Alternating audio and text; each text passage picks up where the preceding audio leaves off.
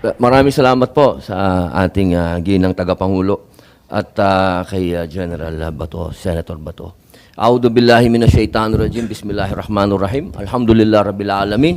Bismillahi wassalatu wassalamu ala rasulillahi. Assalamualaikum warahmatullahi wabarakatuh. Magandang hapon po sa inyong lahat. Pasensya na po, ako po kasi may press con. Kailangan po akong makaalis kaagad. Gusto ko lamang pong iparating sa lahat na wala na po dito si Pangulong Rodrigo Roa Duterte. Ito pong mga pinag-uusapan natin, ito po ay pagsuporta lang namin kay Senator Amy. Pero alam niyo po, sa ating mga magigiting na panauhin dito, napaka-ironic lamang po na alam naman po natin lahat, batid natin lahat, na dadalawang pangulo lang po ang lumaban sa komunista. Una, si Ferdinand Marcos Sr. Ano po ang nangyari? Inalis natin sa bansa. Ang sumunod na lumaban po sa komunista ay si Pangulong Rodrigo Roa Duterte. Ang tanong ko lamang po sa PNP, hindi ko po kayo hinuhusgahan. Hindi po ba nyo tinanong man lang sa mga nag-uutos po sa inyo kung bakit natin dadalhin sa The Hague ang ating dating Pangulo na alam naman po natin na buhay ang Communist Party sa Netherlands?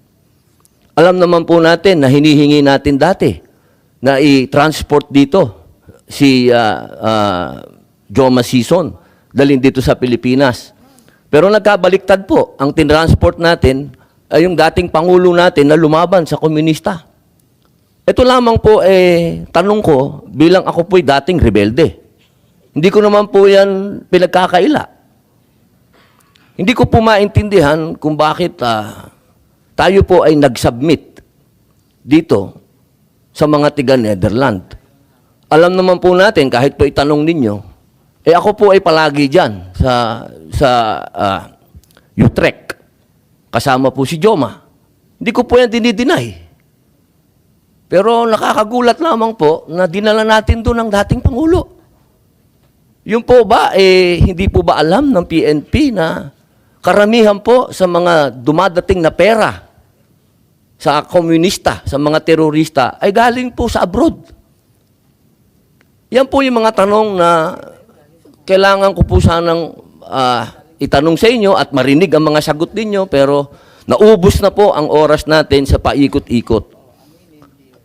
Ako po ay gusto ko pong iparating sa inyo ang kalungkutang napakalalim. Sapagkat sama-sama po tayong lumaban. Gusto po natin ng law and order sa ating bansa.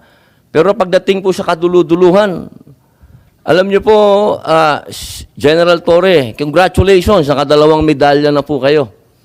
Pero alam niyo po, sir, nalulungkot po ako dahil yung katapangan po ninyo, sir, medyo nakalulungkot po. Bakit?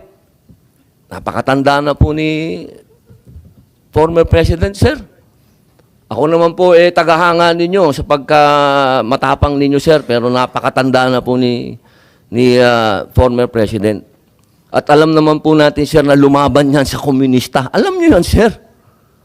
Sana naging konting, ano lang po tayo ba? Binigyan naman natin ng konting, kung paano natin tinitingnan yung mga medalya nyo, hindi lang nalagyan ng medalya si Presidente, pero kung sa medalya mag-uusapan, tinulungan niya tayo laban sa mga terorista. Yun lamang po, sir. Sana napakasakit isipin. Ito pong bagay na ito, parang pati itong ambassador natin. Ano po ba talaga ang, ito po ba talagang operation para may aalis dito ang ating dating Pangulo? Kanino po ba? Kasi kami pinopuwersa kami lahat ng mga supporter ni Digong na i-contempt po kayo. Pero hindi po namin ginagawa. Sapagkat ang order, walang order sa amin na ipa-contempt kayo. Kung galing lang to kay PRRD o galing kay BP na pa-contempt tayo, kukontempt kita, boss. Baka ako pa magsabi na ako hahatak sa'yo. Pero hindi ko ginagawa, boss. Kasi walang order sa amin na gawin sa inyo yan. Ang natatandaan lang po namin na sinabi ni PRRD na malinaw na ginagawa ng pulis ang order sa kanila. Kaya po namin kayo nirirespeto, sir. Dahil yun ang sinabi ng boss namin. Yun ang sinabi ng chairman ng PDP. Na ginagawa lang ng pulis ang trabaho nila. Pero sana naman, sir, isipin din natin kung anong itinanim ni PRRD sa bansang ito. Nilabanan natin ng komunista. Talaga bang yan ba talaga ang kapalaran ng mga presidenteng lumalaban sa komunista? Isang in-exile, isang sinurrender? Ano pa po talaga itong bansa natin? Tayo po ba'y demokratiko talaga? Tayo po ba'y under control ng komunista? Yun lamang po. Maraming salamat po sa inyong lahat. Magandang hapon. Salamat po.